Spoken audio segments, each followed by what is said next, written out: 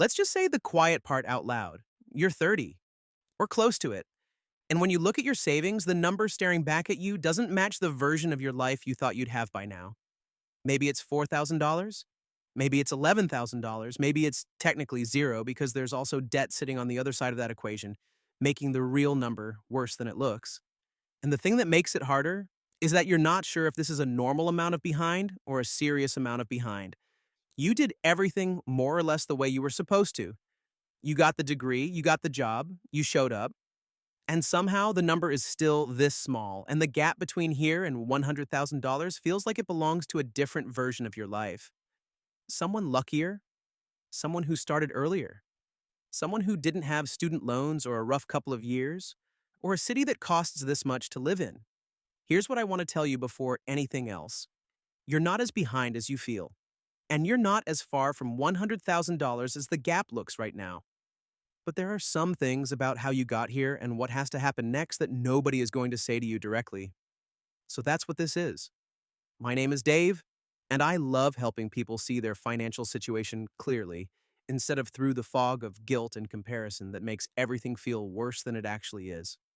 Let's start with where most 30-year-olds actually are, because the average number might surprise you.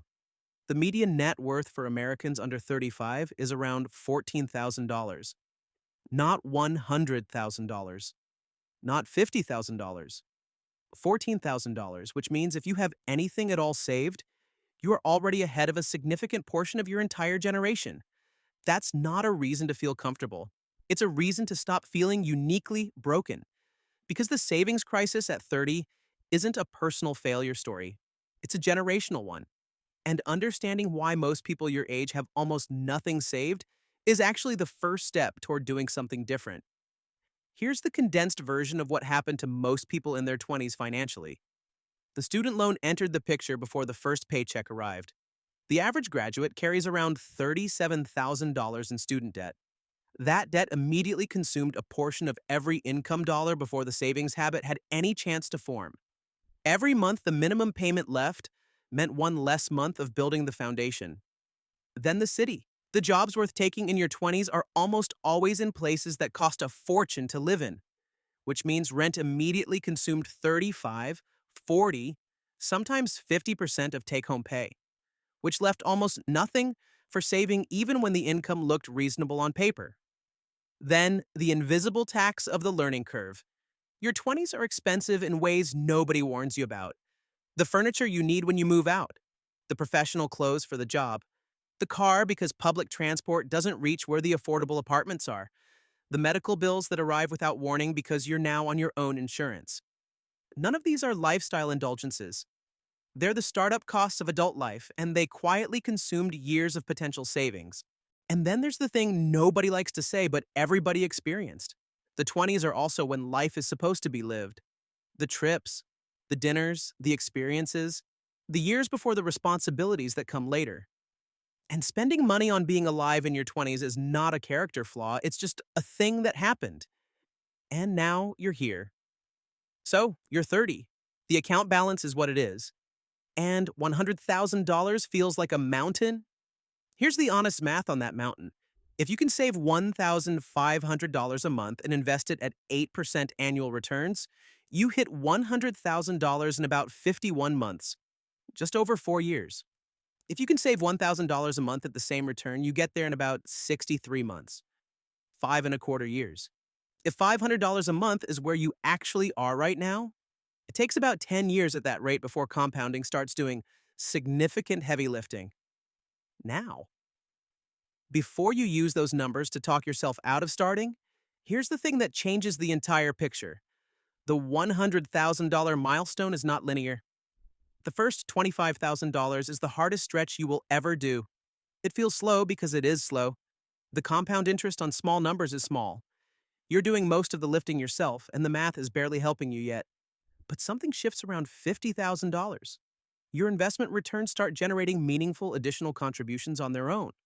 You're no longer doing all the work. The money starts doing some of it with you.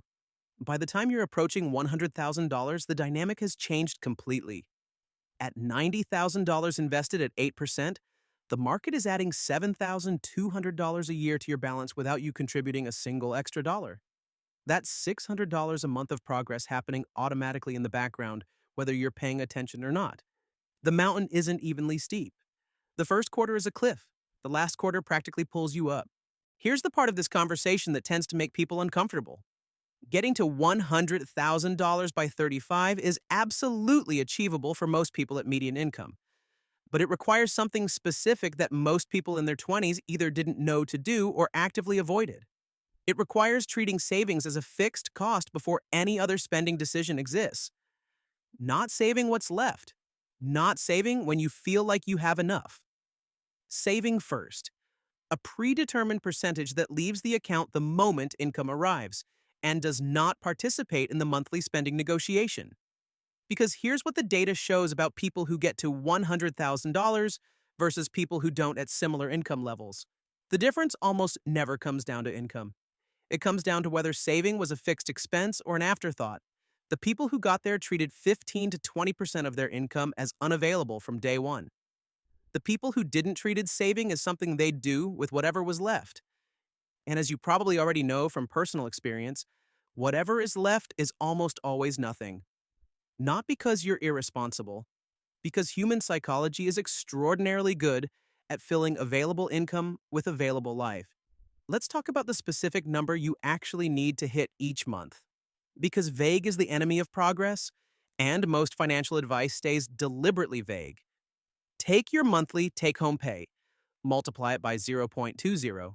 That is your minimum monthly savings target if you want to reach $100,000 within 5 years from wherever you're starting. Someone taking home $3,500 a month needs to move $700 to savings and investments every month, non-negotiably, before the rest of the budget exists. Someone taking home $4,500 a month needs $900 moving before anything else gets allocated.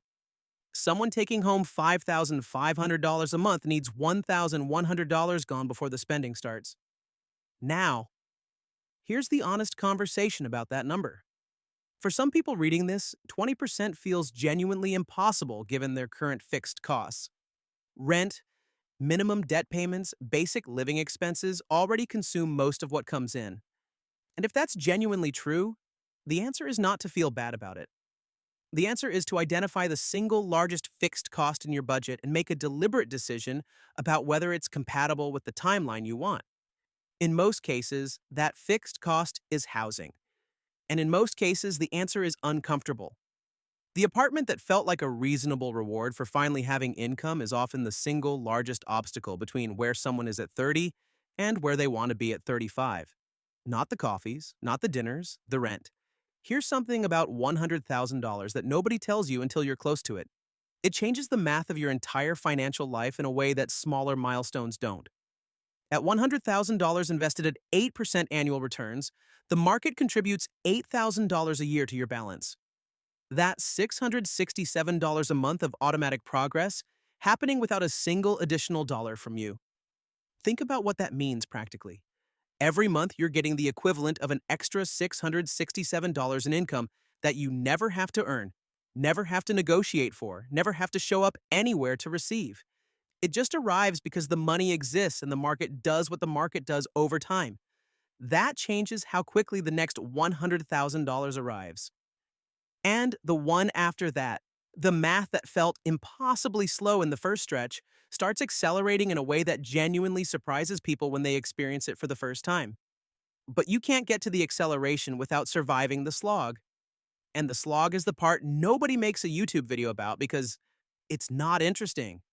It's just showing up every month for years with the same percentage moving to the same account whether you feel motivated or don't, whether the market is up or down, whether life is cooperating or isn't. That consistency is the entire game at this stage, not the investment strategy, not the account selection, not the optimization, the consistency. One more thing worth saying directly. Being 30 with a small savings number is not an identity. It's a current position. And current positions change when the decisions feeding them change. The people who get to $100,000 fastest from this starting point are not the ones who earn the most. They're the ones who stop treating the gap between their income and their cost of living as a fixed mathematical reality and start treating it as a design problem with a solution. Sometimes the solution is income, a raise, a new role, a skill that commands more money. Sometimes it's costs, a housing decision, a debt elimination, a subscription audit. Usually it's both simultaneously over a period of a few years. But it starts with understanding the actual number, the monthly savings target, the realistic timeline, the specific milestone where the math starts helping instead of just watching. You're not behind in a way that can't be fixed. You're behind in a way that has a very specific, very achievable set of steps attached to it. And now you know what they are.